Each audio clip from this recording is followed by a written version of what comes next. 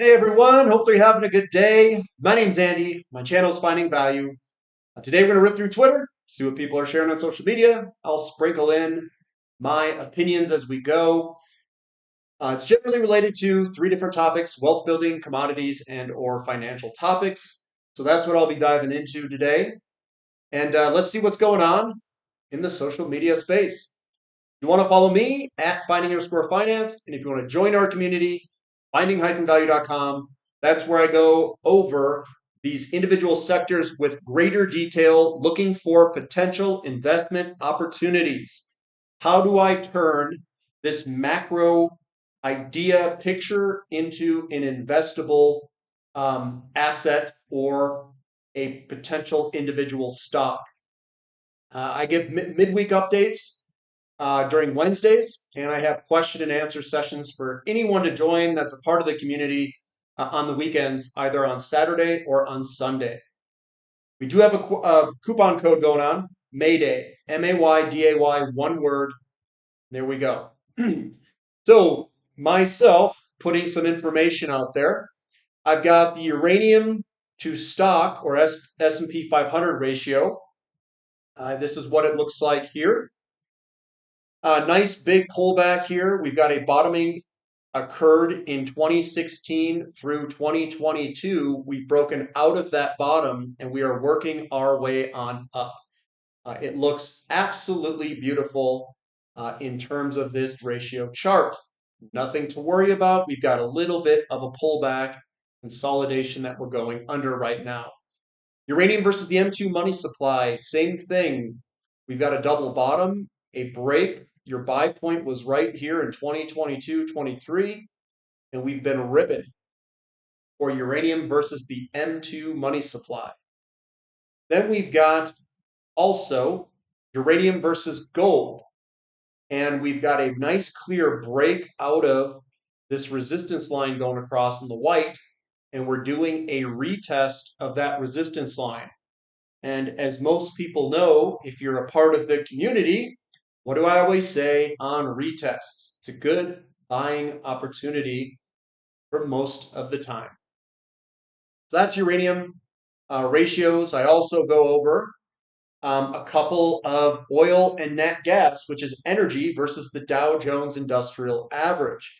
Let's take a look at those. We've got the Dow Jones versus crude oil. Last bull market in the 90s, we peaked, much like 2020. So this big 2020 peak is equivalent to 1999 peak. That is the bottom of the ratio for crude oil against Dow Jones. We had a move lower where crude oil outperformed for a good bit, maybe a year or two. We had a pullback in crude oil against Dow Jones that pulled back to basically 572 in terms of Dow Jones is 572 times the price of a barrel of oil. This bull market that we're in now, we've pulled down in crude oil for roughly the same amount of time.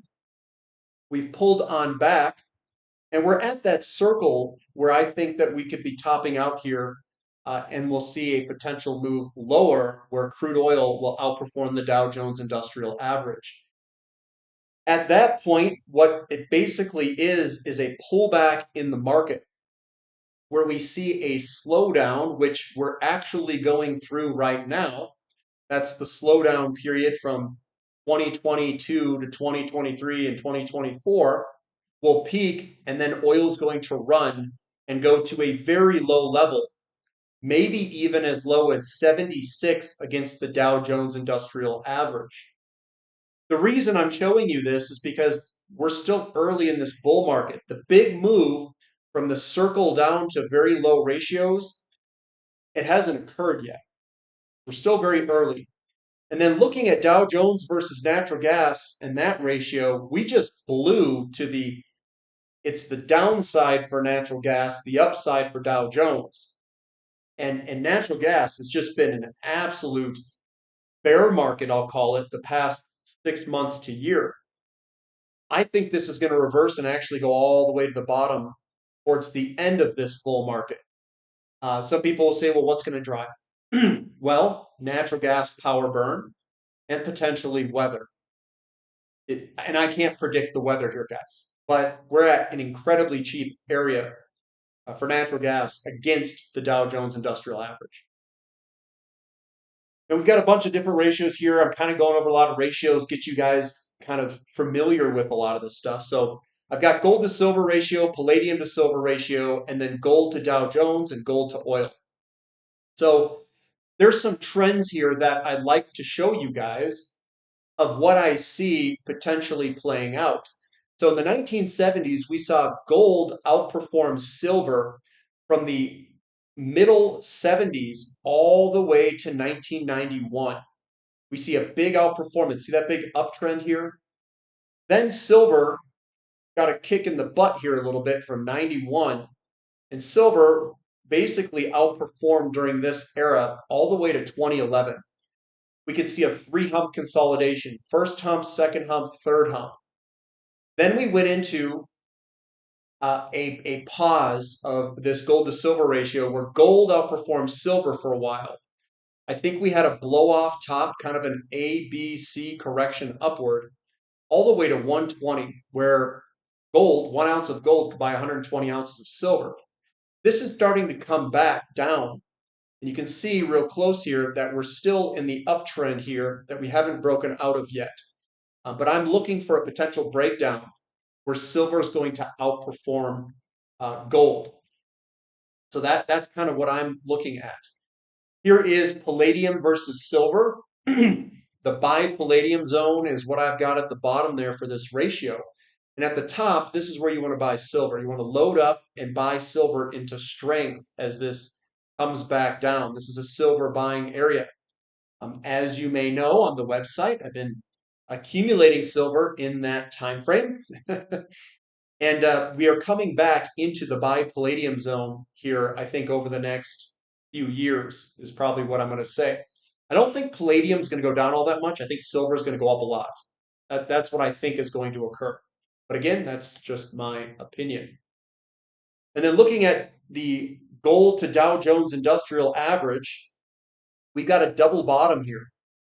And I think that's really important. And it is breaking out. I know you can't see it on this chart, but what I wanted to capture is the big picture view. You've got resistance coming across here.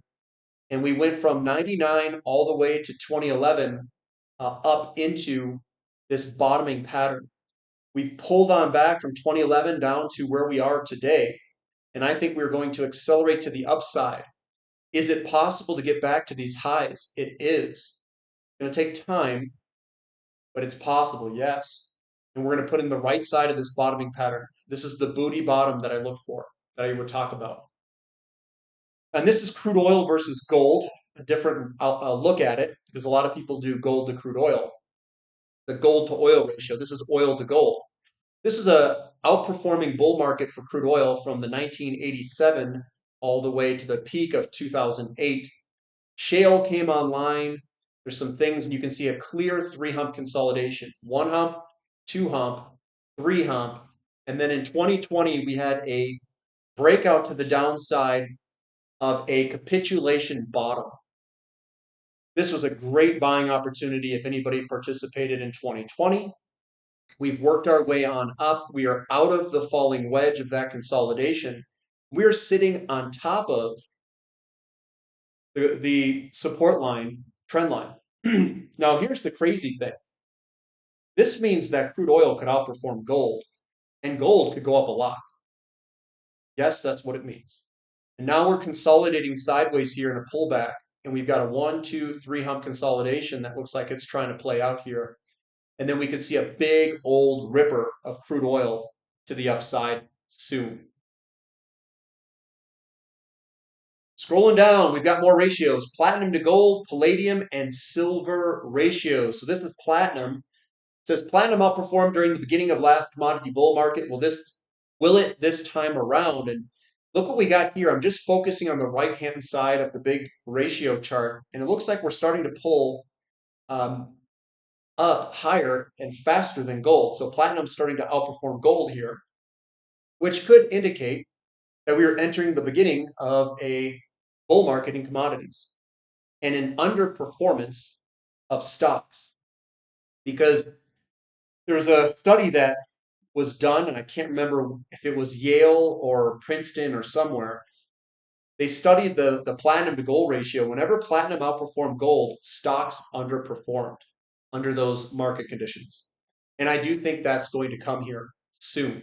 That's what I'm looking for. That's what's coming and where the puck is going.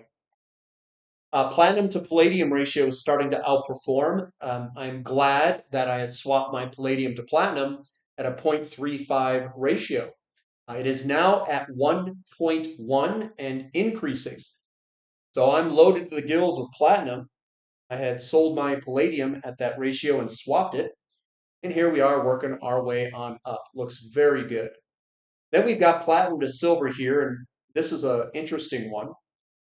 And this is what I see. I see a very cheap platinum ratio against silver. It's at 35, which is historically very cheap. I also see a falling wedge, and I see one hump, two hump, three hump consolidation, and potentially bottoming here at any point. Will it go down and get a false breakout? It's completely possible that silver could outperform platinum in the short term. Very well could. But I think on the longer term, I do think platinum will eventually outperform silver. At least that's my hope. But I do own both silver and platinum, and I'm not trying to make a bet on one or the other. But this does look very good for platinum. Michael says the disinflation crowd is in trouble. And why are they in trouble here? The copper, which is HG future prices, just ripping. And you know what follows copper? The ISM manufacturing, ISM services PMI report. This is where we could see some trouble because copper generally leads these reports here. And copper is ripping to the upside, which could indicate that we are going to see inflation, probably lots of it. That's not good. AI is poised to drive a 160% increase in data center power demand. And data center power demand, and we've really kind of turned the corner in 2019, and we're in the middle of a very big move in data center power demand. Think of that as natural gas demand in the short term, uranium demand for nuclear on the longer term. That's the way that I view it. Ian McMillan, this is FCX. FCX is Freeport McMoran. That is a large copper company.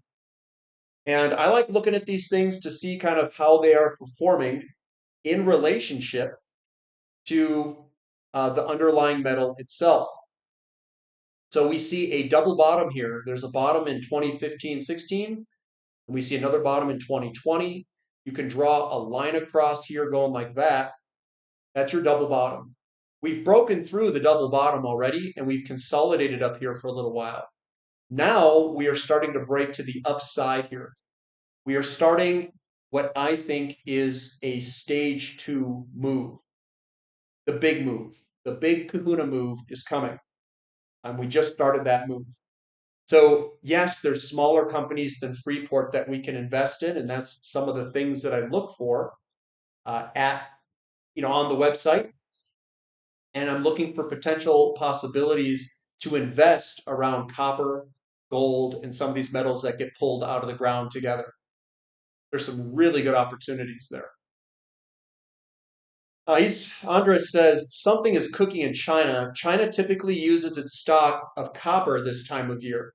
Instead, they are building stock while the price of copper surges. Are you paying attention? Well, yeah, I mean, they're not putting their money in storing their wealth in bonds anymore. They're selling it. And what do you think they're going to do with those proceeds when they sell their bonds? They got to put it somewhere. So I think that they're buying a lot of base metals and a lot of potential precious metals, whatever they can get their hands on, to stock it and put it in inventory. So I don't think it's odd. I just think that they have nowhere else to put money to store their purchasing power, so to speak. So why not buy a bunch of copper and take it off the market if we're going to go into a copper shortage era. I think that's pretty smart. Here's Michael. He says, with almost 80% of households' wealth in real estate, nothing really to worry about. And this is the Chinese home sales slump continues despite support. And this is monthly sales by the top 100 developers compared with a year earlier. The problem is their demographic is falling off a cliff that's coming into home buying years. So I mean that's really what's going on here. And I don't think there's anything they can do to really reverse that. Oh, sorry guys, I clicked the wrong button there. Coming down, Ian McMillan again, Wheaton Precious Metals. Wheaton Precious Metals is a royalty company in gold and silver, and that is starting to break out. This also is a large cup and handle pattern. He's showing the handle, the cup is before it. So we're breaking out of this cup and handle right as we speak. Huge opportunity here. The other companies that haven't broken yet are some of the smaller companies. They've broken downtrend lines, but they have not run yet. That, in my opinion, is the opportunity for the patient investor. Accumulate when no one is looking. Down, it says, is it normal to have FOMO when you're at the start of a major silver bull run and you're 100% allocated to silver, copper, and you are also holding a substantial amount of physical, asking for a friend? Yeah, I'm in it too, guys. And I feel like I have to be there. I also have a substantial holding in physical, and I also have holdings gold across the board, not just junior companies, but there's some developers and some producers that you are correct. I think that this will be a generation, once in a generation lifetime opportunity. And I really don't want people to blow this. If it were me, I'd buy these undervalued assets. I would just hold on. I wouldn't try trading in and out. I wouldn't try to get too fancy. Get in it, hold on to it, and just be patient, guys. That's all I'll say. Here is Silver Santa, and what he says here, performance-wise, it says, what was the performance of the juniors during the previous bull runs?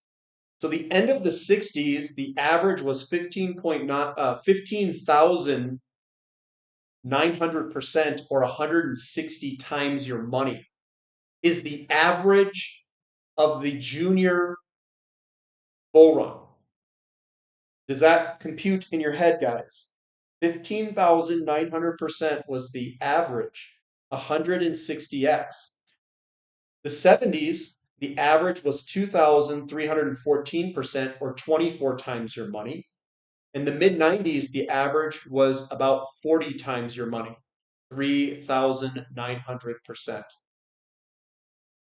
says, what will performance of the juniors be this time? I can tell you this, guys. Let me just pull up a ratio for you guys really, really quick here.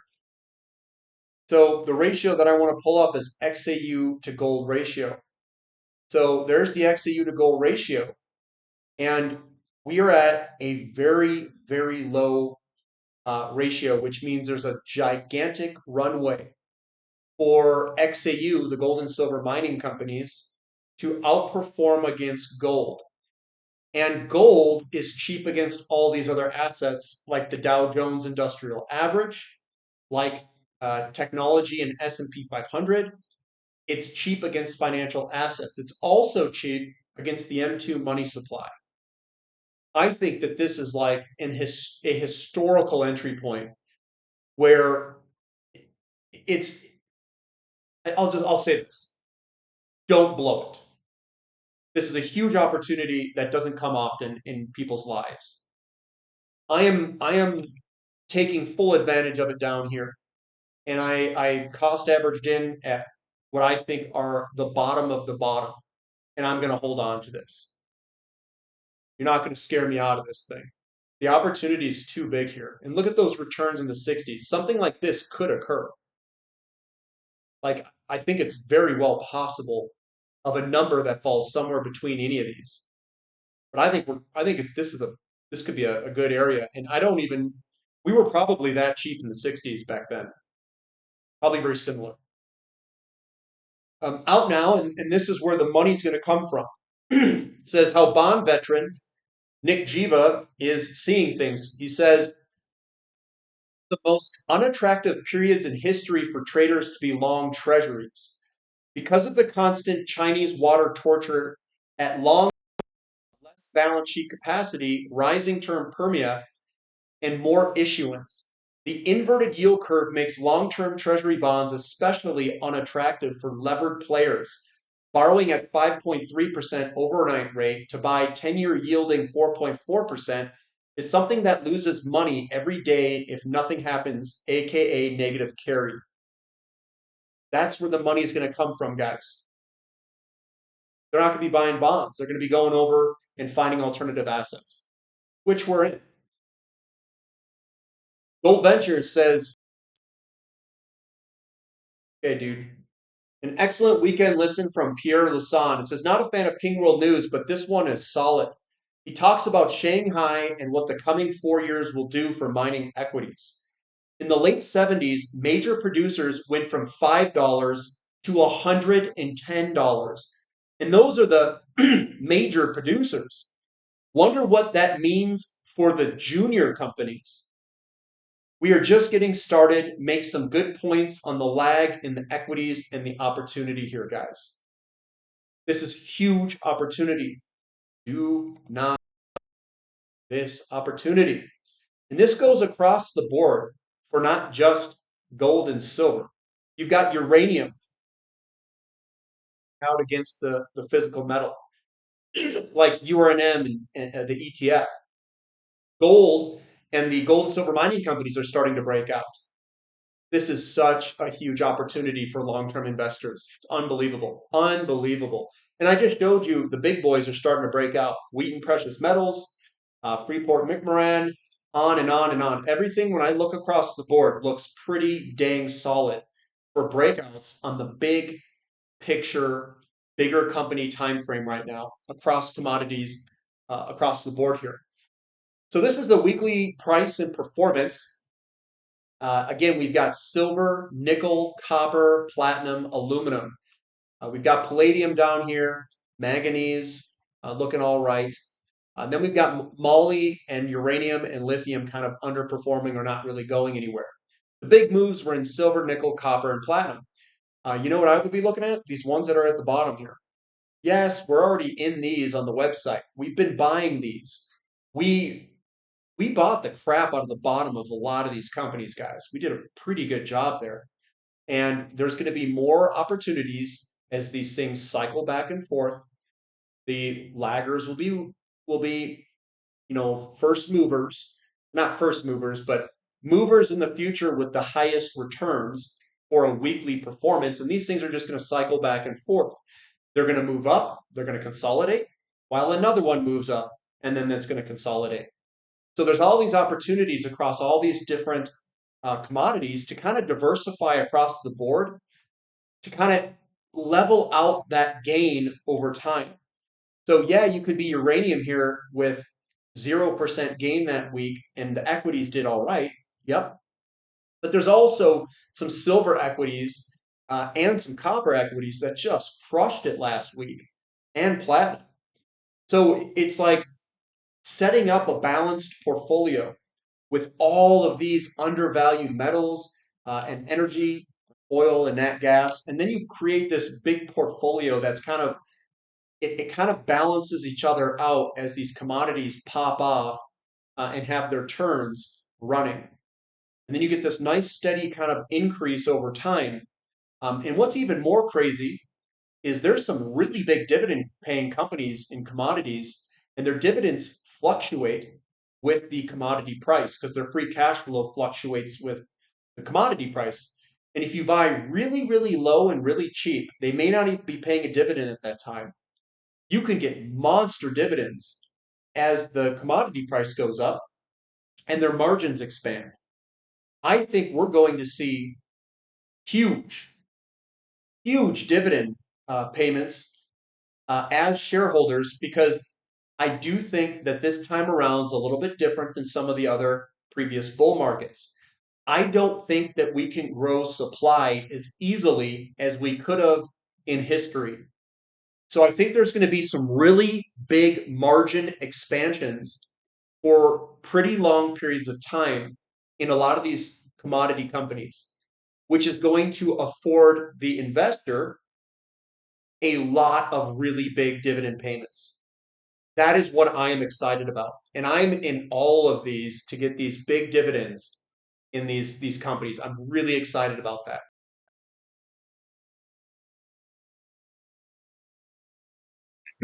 We've got oil demand looks strong, wins $100 a barrel. And there's the demand peaking out above the 4 or 5 years, 5 years, or 4 years, sorry, 1, 2, 3, 4. Previous 4 years, and we are beating the previous 4 years here, the 4 week averages. We've got nat gas. So nat gas prices are now up 11.5% year over year, despite a real-time surplus. That is still 405 billion cubic feet versus 2023. Yes, this will steadily narrow over the next several weeks to under 350 billion cubic feet. But bullish investors are pricing in an aggressive and sustained contraction all summer long. This is the real-time nat gas inventories. You can see that we do have a lot of inventory compared to a year ago and also compared to the 5 year average, which was driven by weather. It was a warm winter across the world. These have been cheap relative to equities for quite a while. What would need to happen for this trend to reverse? This is the GSCI relative to the S&P 500. We're at a very low level. We were at a low level too in the 60s and 70s back here. What I think is going to cause this to really reverse is the S&P 500 and NASDAQ not working as well as it has. Once they start to roll over, I think commodities are going to rip. That's what occurred in the 60s, 70s here. We had a slowdown late 60s, early 70s, and then commodities just ripped. I think that's coming. You're going to see at that time what you're going to, I think, envision here coming up. You'll see a slowdown in stocks at some point. I don't know that exact point. You're going to see interest rates get pulled back. You're going to see a big boom in the housing market, and commodities are just going to rip. They're going to go right on up. That's what I think is coming. You got Patrick Caramary says there's no reason to FOMO into gold, silver, or the miners. The true move has not even started yet. We're still very early. So silver versus the SPX quarterly chart, you can see these lines that he's got drawn in here in the breakouts. This was the 70s breakouts. This is the 2004 breakout. And we're trying to break out right now with silver breaking out against the S&P 500. And that's really, you can see volumes kind of pulling on back. Gold and silver miners track silver momentum. We've got very close to overtaking the 9 year moving average, still resistance. And we're right up against resistance here trying to break out for this ratio. And we've got North Star here too, the Dow to gold ratio. What he's got here is he kind of hit the closing prices, and this thing's broken to the downside, where gold could outperform the S&P 500. Every single time we've had this, it's a representation of the market conditions that we're in. So that occurred when we had a commodity bull market in the early 30s, 31, another commodity bull market in the 70s, early 70s to late 70s. Then we had another breakdown in 2001. That's where the S&P rolled over. These are basically Dow Jones S&P rolling over. And I think we're going to get a outperformance of gold against the S&P 500, which is signaling a commodity bull market is here. Money rotation is going to rotate from stocks to precious metals and commodities, just like in history here. So great looking chart there. But that's where I'm going to end it right there, guys. So give me a thumb up for the content. Subscribe to the channel. Subscribe to the website if you'd like. And we still have Mayday coupon code, MAYDAY, one word, if you want that coupon code. And that's all I've got for today, guys. So we'll catch you next time. This is Finding Value.